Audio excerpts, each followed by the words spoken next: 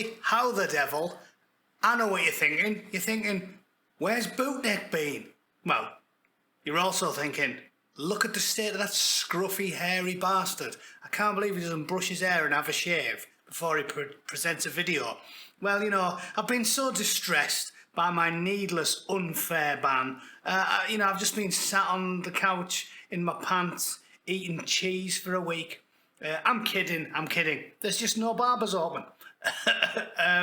Anyway, I got banned from Facebook for, I believe most of you probably seen it.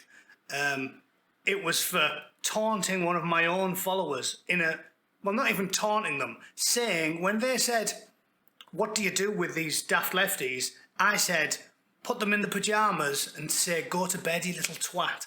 And they banned me for a month because apparently inventing a fictional child in your own brain for comedy purposes and telling it, go to bed, you little twat, is a hate crime. And YouTube, yeah, there's my violation and an active community guidelines strike for fuck all. For basically saying what 90% of the public thinks, that it's unfair for formerly male women to compete against biologically female women because it's not fair, and anyone who's ever read a long book knows it. It's baffling, but these are the times we live in. We know how immoral these people are. The Silicon Valley are as immoral as a paedophile with a punch-on for arson. They're as immoral as a bad-tempered rattlesnake on a chewing spree in a nursery. I can't think of any more Chad metaphors, but it's out of order. Some people rely on this type of stuff for company, especially in these lockdown times, for their income, for all kinds of reasons. That's why that batty woman went up there a couple of years ago and started trying to shoot everybody. Like, it's really unfair and really immoral, and when you haven't really said anything wrong, you feel hard done by. However, I'm a bootneck, I have a stiff upper lip, and I couldn't give a monkey's fart. I will continue to speak the truth with humour, and, eventually they will throw me off the platform. We know how it works.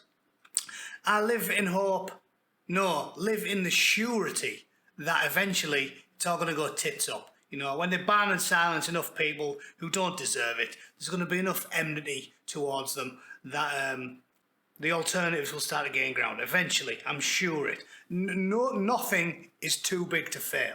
That we know. So I'm unhappy with it, but fuck 'em. Right?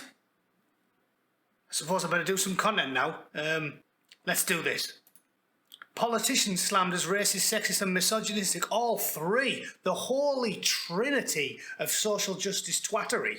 What did he do? He must have what? Killed a black man, raped a nun, and threw a disabled lesbian down a well. He must have done something. Let's see what he did. Tweeted that Oprah Winfrey looked like Ian Wright dressed up as Mrs. Doubtfire. Absolute mad lad. Listen, right, all I've got to say about this is very obvious. This is the guy. He is Lindsay Ash, Assistant Treasury Minister on the Channel Island of Jersey. He said he's not racist, he just made a quip. Of course he did. He said, I apologise to anyone who was offended by it. There's his tweet.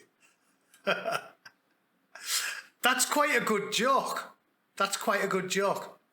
If you don't know who Ian Wright is, you have to say there is a bit of a resemblance there. Fair play to him. He said, I'm not racist or misogynistic. I mean, how is it? But he's said I'll delete it, but I don't care what the woke Gestapo have to say about it. And fair play to him. Pretty funny. Absolute mad lad. I love it. Let me just say this though.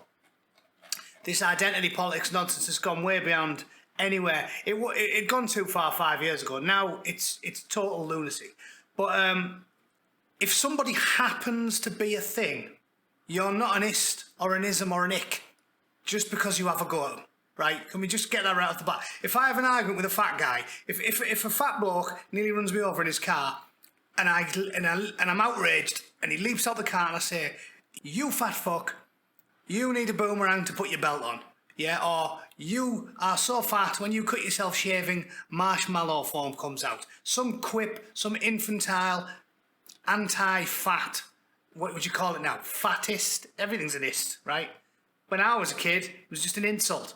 Like, you could call me anything. Hairy, short ass, stunty, cock like a AAA battery. Anything you like, just an insult. But now, if you insult someone, they decide that you despise everyone on earth that shares a characteristic with them. Now, you wouldn't think you'd have to bring this up, but let me just say, if you think that, you've probably still got Velcro shoes. You probably cannot operate a keyboard, so you aren't watching this video. But let me just spell it out. If a short, fat, black woman with red hair is wearing a big orange puffer jacket and I say to her, hey, you look a bit like a pumpkin with that jacket on, it doesn't mean I despise, I want to murder short people, women, black people, ginger people, and I forget the other fucking thing. In the 90s, you didn't even have to talk about this stuff, because to even utter it meant, by definition, you were the stupidest man on planet Earth. But for some reason, I've got to say that now, right?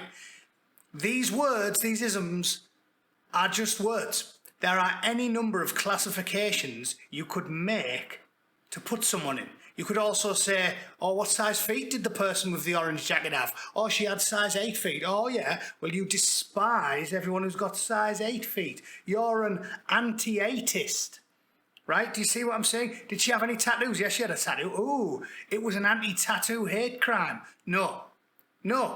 99% of people are liberal and centrist enough to realise that we are all individuals, we are not a collective, and nobody should be judged as such. So if you make a joke based off an appearance of something, it doesn't mean you can cram every single little thing that happens to make that person up into a box and say you loathe them all, right?